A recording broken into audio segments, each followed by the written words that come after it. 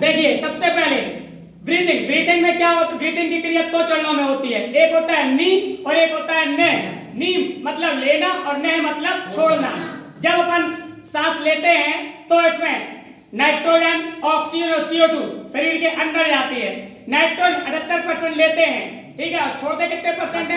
78% छोड़ते हैं। ऑक्सीजन 20.95 लगभग 21% लेते हैं और छोड़ते हैं 16 के आसपास, ठीक है। कार्बन डाइऑक्साइड 0.03 लेते हैं और छोड़ते लगभग 4% के आसपास है। और जलवाष्प की मात्रा में भी परिवर्तन होता है। नी में क्या होता है? डायफ्राम का ये पेशियों में संकुचन होता है और ने में क्या होता है? वो विश्राम अवस्था में होता है। बक्षीय गुहा का आयतन बढ़ता काय में? नी में है, ठीक है, और घटता काय में? ने में।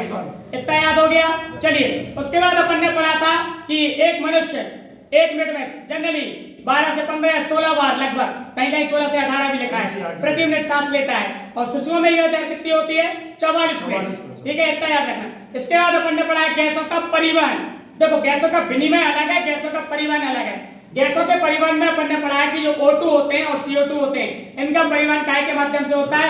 रक्त के माध्यम से होता है। काय के माध्यम से? रक्त। अब 97% जो O2 है इसका परिवहन काय के माध्यम से होता है? RBC। काय के द्वारा? RBC। और 3% का काय का? प्लाज्मा के माध्यम से होता है।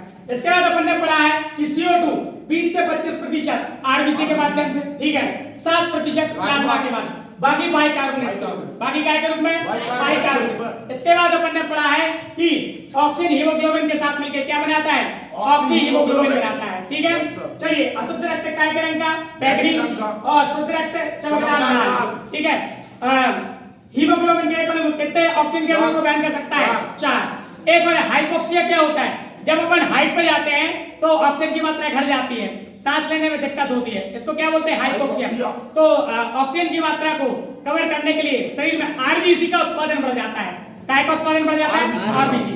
एक और सुनो, जो कार्बन मोनोऑक्साइड होता है वो हीमोग्लोबिन से ऑक्सीजन की तुलना में 250 गुना तुलना करता है, क्रिया कर लेता है, जिससे शरीर में इसकी O2 की परिवहन की क्षमता घट जाती है और मनुष्य अवचेतन अवस्था में आ जाता है, कभी कभी डेथ भी हो जाती है।